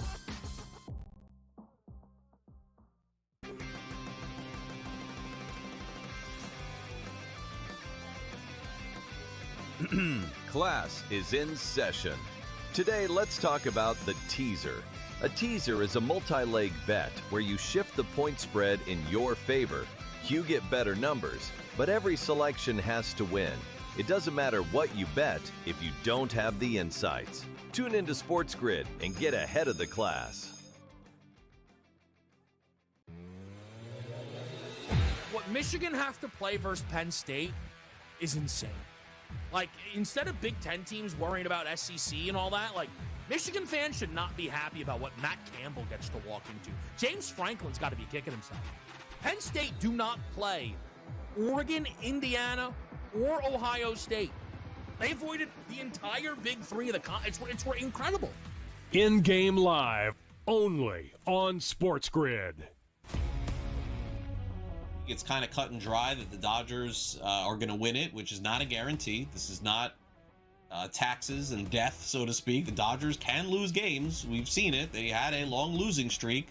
So the Dodgers could maybe fall off. You never know. Now, I do expect them to make the playoffs, and I expect them to win the division, and I expect them to win the NLDS, but then anything after that, I think is suspect. Pro Baseball Today, only on SportsGrid. His height, how hard he can throw it, didn't matter. How do you communicate it? How do you look at these guys in the face? An old 10-year vet, right guard over there, and a 9-year tackle that's been. How you gonna look that old man in the face and convince him, hey guys, we're gonna get ready to go down the field. We're gonna score here. Because that's what the great ones do.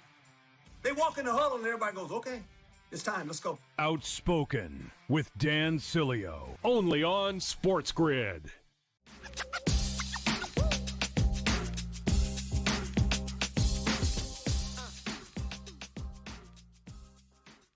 All right, welcome back in. Here we go. Game time decisions on the SportsGrid Network. Joe Raineri alongside Craig Mish. Plenty of Major League Baseball games on right now. Some good ones, too.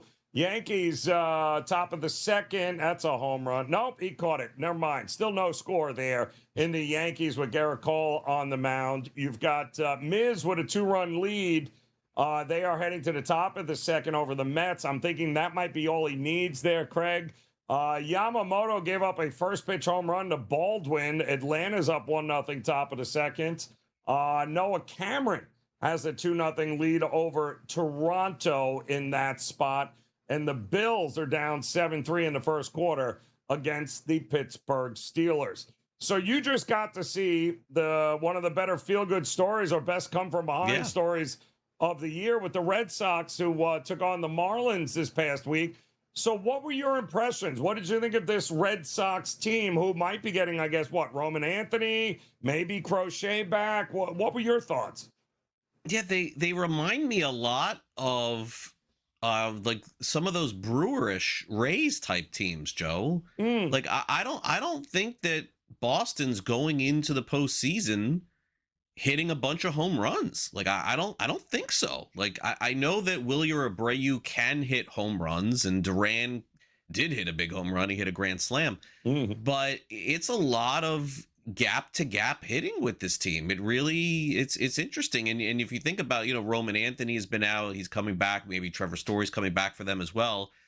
But their best players are kind of get on base, move a guy over, guy gets a double, guy gets a single, And that's how they're winning games, low scoring, and they're pitching, Joe. That's the difference. That's it's good without Judge in a matchup, and we're going to see 4 of them, I think, this weekend between the Yankees and Red Sox.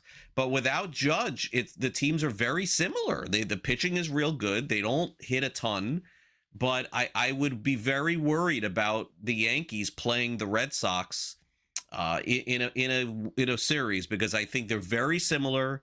The Red Sox could easily win. You could make the case that the Red Sox may have the better pitching with Tolle, who's been way better than I ever would have imagined. Ranger Suarez, Sonny Gray, maybe Crochet coming back too. Their bullpen is really good as well. I don't think the Red Sox are winning the World Series. I don't think they're winning the American League, but they're positioning themselves, I think, very well for the future, because in a day and age where you kind of have to have slug to win a World Series, I don't think they have that, but they're certainly good enough to make the playoffs, and they're definitely good enough to, I think, win a series, maybe 2. But I think, to me, like, Judge is the equalizer for the Yankees. Boston, Joe, they do not have a guy like that. They don't. They simply do not. Abreu's, he's had a great year, and he's going to hit 20 home runs and 25, whatever. But there's just, that 3-run home run. Where's that coming from Boston in the postseason? I don't think it's there. Again, they remind me of the Brewers. And by the way, they have 3 guys that used to play on the Brewers in their starting lineup too. That trade that they made when they traded Harrison to Milwaukee last year. So Mickey Gasper, Joe, Mickey Gasper hitting the ball like crazy.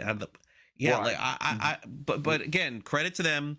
They put themselves back in the mix, and probably, to me, a chance to win a first round series from what I see in the playoffs. Nothing more than that. That's them this year. Nothing. So what did you think? It was funny. Sonny Gray pitched at the game that you actually won, right? I believe it was. Right. Yes. Yeah. Jay. What did you think about that there? Because I was like, oh, they made a lot of errors against it. They made a lot of errors. It was just errors. Yeah.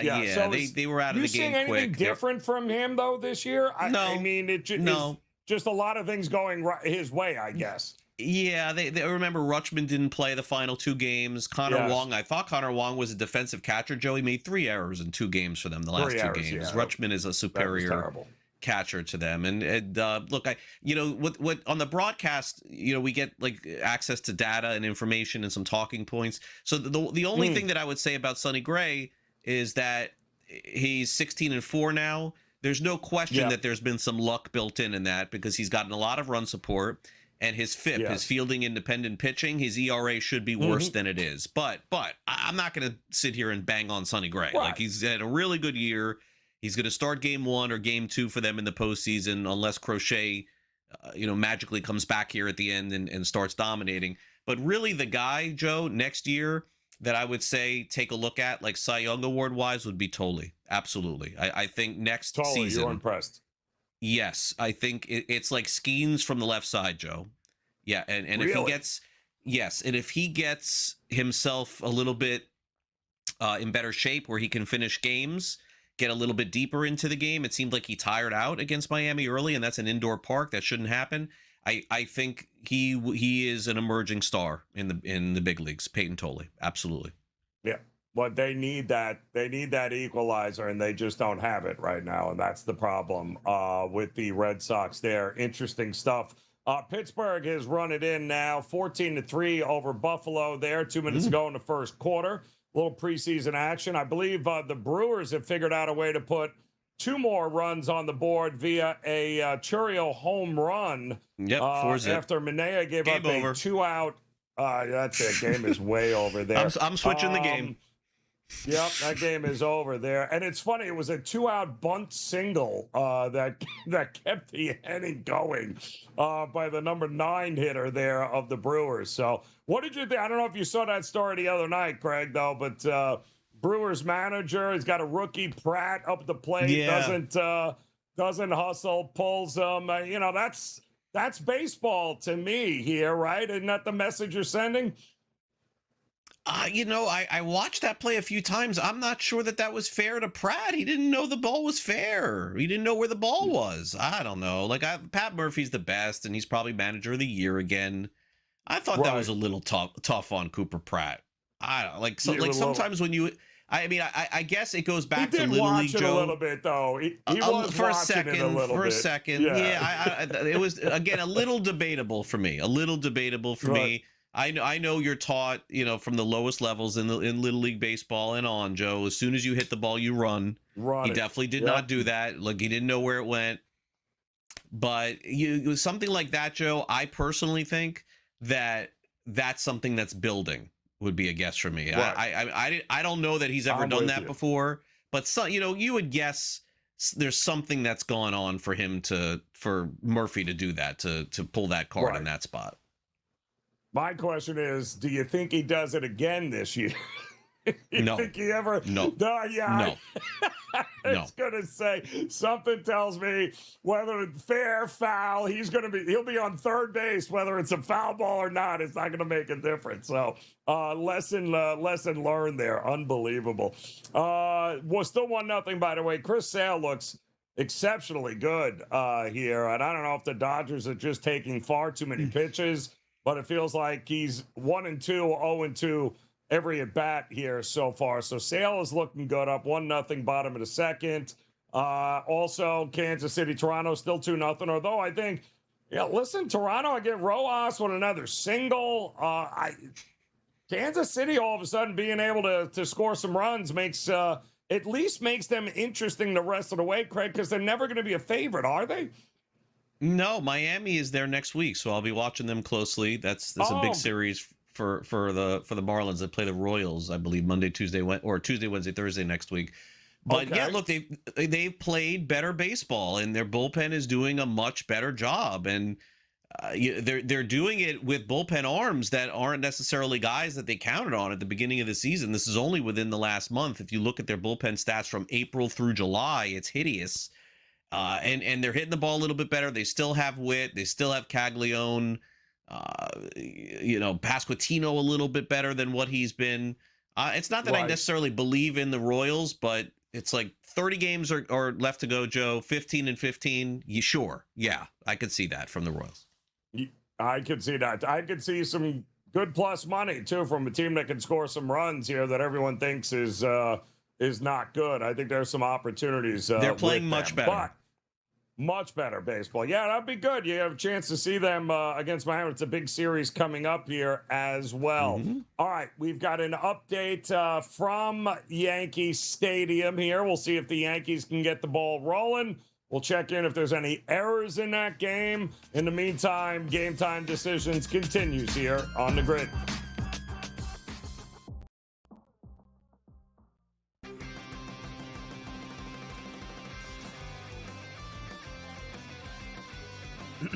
Class is in session. Today, let's talk about the teaser. A teaser is a multi-leg bet where you shift the point spread in your favor. You get better numbers, but every selection has to win. It doesn't matter what you bet if you don't have the insights. Tune into SportsGrid and get ahead of the class. What Michigan have to play versus Penn State is insane. Like, instead of Big Ten teams worrying about SEC and all that, like, Michigan fans should not be happy about what Matt Campbell gets to walk into. James Franklin's got to be kicking himself. Penn State do not play Oregon, Indiana, or Ohio State. They avoided the entire Big Three of the it's incredible. In-game live, only on SportsGrid. It's kind of cut and dry that the Dodgers are going to win it, which is not a guarantee. This is not taxes and death, so to speak. The Dodgers can lose games. We've seen it. They had a long losing streak. So the Dodgers could maybe fall off. You never know. Now, I do expect them to make the playoffs, and I expect them to win the division, and I expect them to win the NLDS. But then anything after that, I think is suspect. Pro Baseball Today, only on SportsGrid. His height, how hard he could throw it, didn't matter. How do you communicate it? How do you look at these guys in the face? An old 10-year vet, right guard over there, and a 9-year tackle that's been. How you gonna look that old man in the face and convince him, hey guys, we're gonna get ready to go down the field. We're gonna score here. Because that's what the great ones do. They walk in the huddle and everybody goes, okay. It's time. Let's go. Outspoken with Dan Cilio, only on SportsGrid.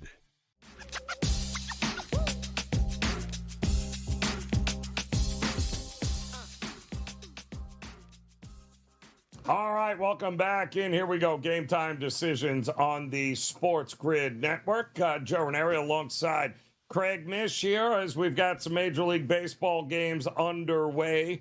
Heck of a battle, pitcher's battle right now at Atlanta. Yamamoto gives up a leadoff home run to Drake Baldwin, but outside of that, Chris Sale and him have pretty much mowed them down. You also have Garrett Cole. He's throwing right now there against the Astros. No score there in the top of the third. In fact, the only game over in the third inning is really this Met game where Mizorowski's up 4-0.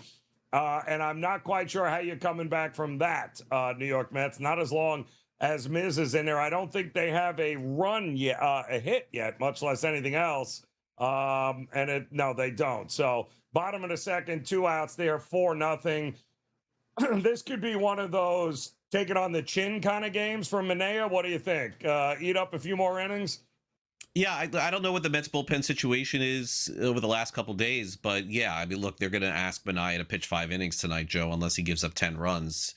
But that's about as daunting as it gets. We talked about 2-0. I mean, try a scenario where the score is 4-0. That's like almost an impossibility. So yeah, I would expect, of course, the Brewers to win tonight. They're probably minus $1 million at this point to win, so why even mess with it?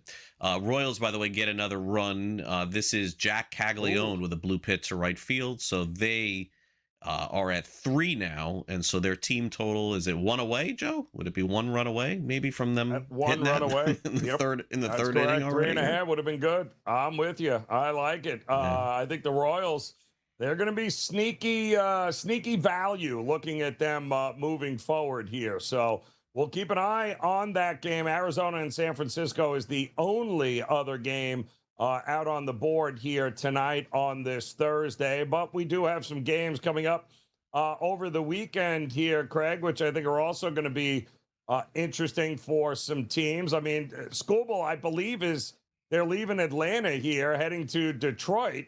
And Skubal, I think, is scheduled to pitch against his former Detroit Tigers teammates there tomorrow night. But, boy, getting swept by Atlanta would not be a great look there. Not to mention Skubal hasn't exactly been mowing them down as a Dodger here. And, yeah, he's given up his fair share of runs, too. Boy, that would have to be kind of must-watch television tomorrow.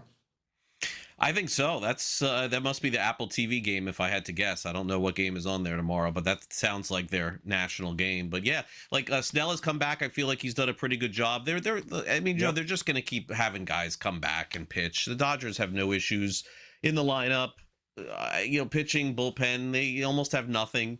Edwin Diaz, I guess that's like the signing that they look at right now, and we're like, that, wow, what a complete waste that was this season. But even still, it doesn't matter. They have enough guys to get outs anyway. So the most intriguing story for the Dodgers, without a doubt, down the stretch, if there even is one for the next month, is what's going to be of Ohtani. He definitely pitched this week. There's like some mystery behind it, but he definitely threw something this week. We don't know exactly what, a bullpen, live session, I'm not sure. He's not doing that, Joe, without coming back. So I don't know if Ohtani is back next week, and I don't know if he's back the week after that, but he's coming back. And he's going to pitch. I mean, he's playing tonight. Obviously, he's facing Sale as I'm watching the game right now, but he's going to pitch, Joe, this season, before the end of the season. I'm convinced of it. Yeah, without it. They were saying maybe over the weekend. We'll see how it goes in that one. But those Red Sox that you saw heading to Yankee Stadium for a big weekend series there, Sandoval taking on Schlittler for the Yankees. So this is, pretty big rubber match here. It feels like the Yankees in Houston and the Red Sox kind of beat up the Yankees last time, if I'm not mistaken. They did. So, yeah, it would be nice to see, and again, for a team that is rolling like the Yankees right now, has the better record, you would, I don't know that these teams are on equal footing, but it certainly feels like that's how it is going to be portrayed here. And your Marlins had some success against Washington, Craig, if I'm not mistaken, here not too long ago. Now they go on the road to take on the Nats. kind of must-win games. I mean, you got to win the ones you're supposed to win, right? Is that how it works? Yeah, Yankees Red Sox 4-game series. They'll play a doubleheader Saturday, so that'll be the the big decider in the series. And the Marlins and Nationals play 4 games as well, but it's a wraparound series, which means that Miami will play in Washington on Monday. But yes, you're right. Miami has to win, I think, 3 of these games. Asking a team to win 4 in a row is almost impossible. Washington played in the games that I saw as bad as any team I saw coming in. They absolutely couldn't hit.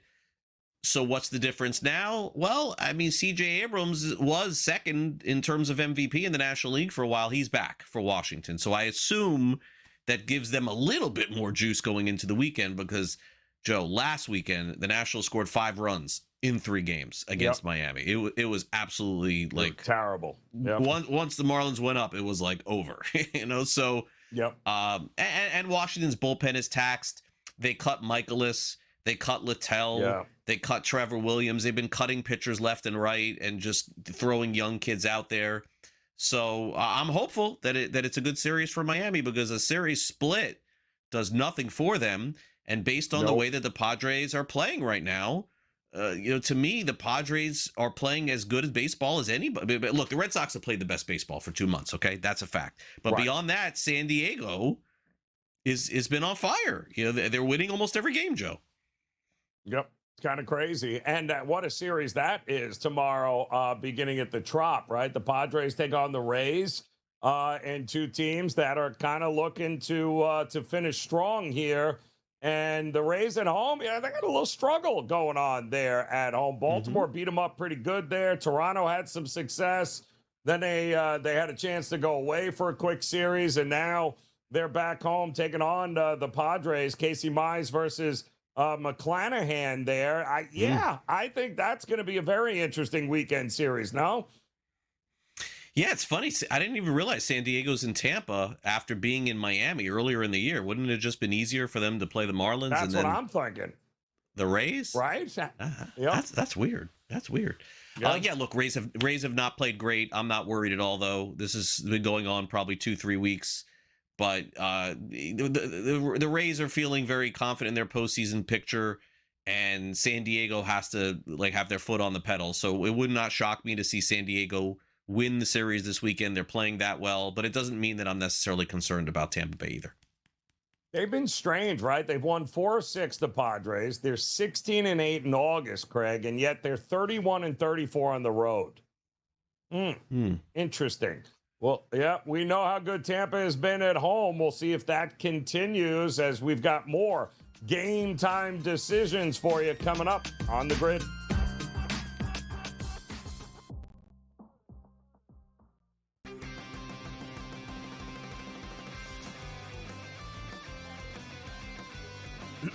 Class is in session. Today, let's talk about the teaser. A teaser is a multi-leg bet where you shift the point spread in your favor. You get better numbers, but every selection has to win. It doesn't matter what you bet if you don't have the insights. Tune into SportsGrid and get ahead of the class. What Michigan have to play versus Penn State is insane. Instead of Big Ten teams worrying about SEC and all that, Michigan fans should not be happy about what Matt Campbell gets to walk into. James Franklin's got to be kicking himself. Penn State do not play Oregon, Indiana, or Ohio State. They avoided the entire Big Three of the conference. It's incredible. In-game live, only on SportsGrid. It's kind of cut and dry that the Dodgers are going to win it, which is not a guarantee. This is not taxes and death, so to speak. The Dodgers can lose games. We've seen it. They had a long losing streak. So the Dodgers could maybe fall off. You never know. Now, I do expect them to make the playoffs, and I expect them to win the division, and I expect them to win the NLDS. But then anything after that, I think is suspect. Pro Baseball Today, only on SportsGrid. His height, how hard he can throw it, didn't matter.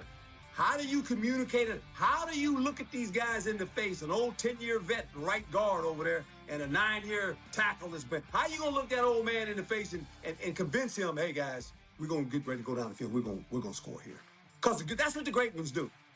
They walk in the huddle and everybody goes, okay, it's time, let's go. Outspoken with Dan Cilio, only on SportsGrid.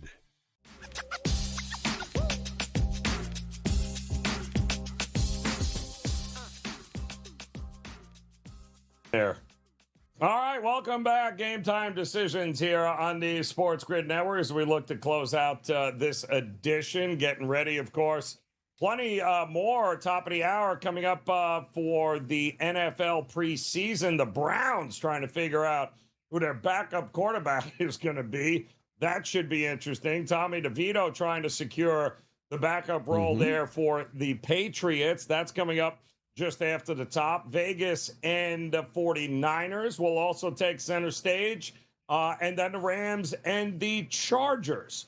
That game will be your late night action. In the meantime, I don't think we've seen, I think Houston ended up scoring a run there off of Garrett Cole there, Craig. 1-0, it looks like Houston on top of the Yanks.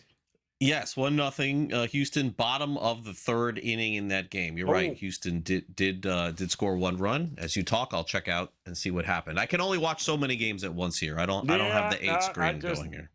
I saw it was 0-0, and then I saw one parade. Okay, with a single to score with 2 outs to get a run across, and Yanks have a runner on right now in the bottom of the third. We'll see if that can mount into anything here. But we do have a 14-3 Pittsburgh Steelers lead. They've kind of taken it to Buffalo early in this one. 10 minutes to go in the second quarter there. And again, backups, and more backups here.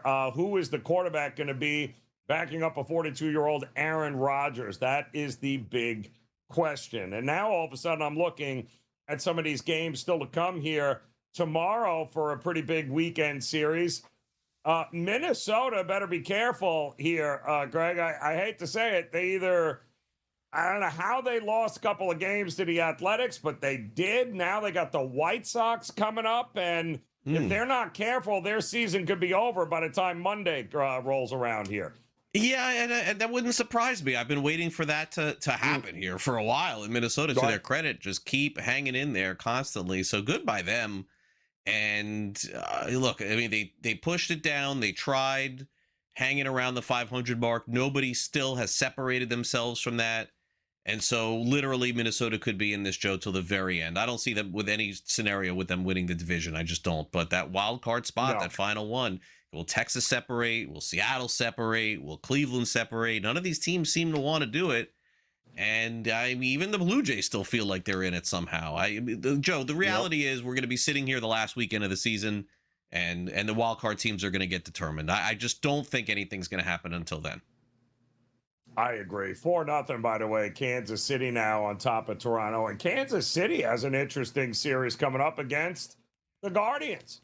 KC will be, as soon as they're done here, against Toronto. And again, they're looking pretty good already, up 4-0 in Toronto. They'll travel to take on the Guardians, Walker versus Bybee. And, well, all of a sudden, two teams playing maybe their best baseball that we've seen in a long time here, Craig. Absolutely. So that shakes out. I mean, look, it's not going to be a marquee series, and look, the reality for baseball in some way, and we were talking about this yesterday when I was at the baseball game. The reality for baseball is that you and I, certainly are following this, and you are following it, I know, very intensely all season long.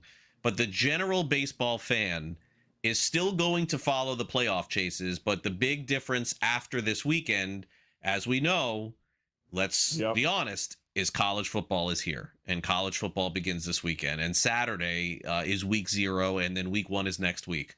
So the attention span for a lot of just the general sports fans, if they're not intense baseball fans, is going to start to move over to some other things. So a series like Kansas City, Cleveland this weekend may be the last time that just the average fan is watching teams like that. And that's good. Next year, they may look, Kansas City maybe goes on a run in September. They don't win anything, but maybe they're better, as we're talking about. We won't even remember that because everyone will be watching football by that point. It's just true. So to me, that's part of it too, because I know that for me, I'll be on Saturday morning from 10 to 12 getting everybody ready for that matchup, and I'm starting to look at it as well And for the first time all year, I'm looking more toward some college football matchups than I am for some baseball matchups doing shows this weekend too. So that doesn't, and by the way, your home teams and your playoff chases, it changes nothing in September. For Arizona, San Diego, LA, Atlanta, New York, Boston, Tampa, they're all still very much locked in. But fans around the league are all of a sudden going to tune in 12 o'clock on Saturday and see TCU play North Carolina. They're like, wait a second, I guess college football has begun. College football has begun. In fact, tonight, little FCS action underway. Oh, is that right? Can you believe that? Got a little FCS action here. That's right. Youngstown State and Maine going at it, or Youngstown State blowing out Mercyhurst, by the way. Stony Brook and Delaware State going at it. So, yes, that's exactly. We have got some. I didn't even believe Mississippi Valley State had a football team. I thought they only lost at basketball, but apparently I was wrong in that.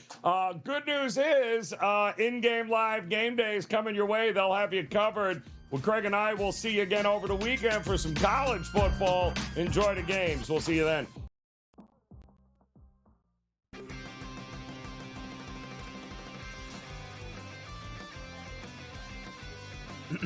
Class is in session. Today, let's talk about the teaser. A teaser is a multi-leg bet where you shift the point spread in your favor. You get better numbers, but every selection has to win. It doesn't matter what you bet if you don't have the insights. Tune into SportsGrid and get ahead of the class. What Michigan have to play versus Penn State is insane. Like, instead of Big Ten teams worrying about SEC and all that, like, Michigan fans should not be happy about what Matt Campbell gets to walk into. James Franklin's got to be kicking himself. Penn State do not play Oregon, Indiana, or Ohio State. They avoided the entire Big Three of the it's incredible. In-game live, only on SportsGrid. It's kind of cut and dry that the Dodgers are going to win it, which is not a guarantee. This is not taxes and death, so to speak. The Dodgers can lose games. We've seen it. They had a long losing streak. So the Dodgers could maybe fall off. You never know. Now, I do expect them to make the playoffs, and I expect them to win the division, and I expect them to win the NLDS. But then anything after that, I think is suspect. Pro Baseball Today, only on SportsGrid. His height, how hard he can throw it, didn't matter. How do you communicate it? How do you look at these guys in the face? An old 10-year vet, right guard over there, and a 9-year tackle that's been. How you gonna look that old man in the face and convince him, hey guys, we're gonna get ready to go down the field. We're gonna score here. Because that's what the great ones do. They walk in the huddle and everybody goes, okay, it's time, let's go. Outspoken with Dan Cilio, only on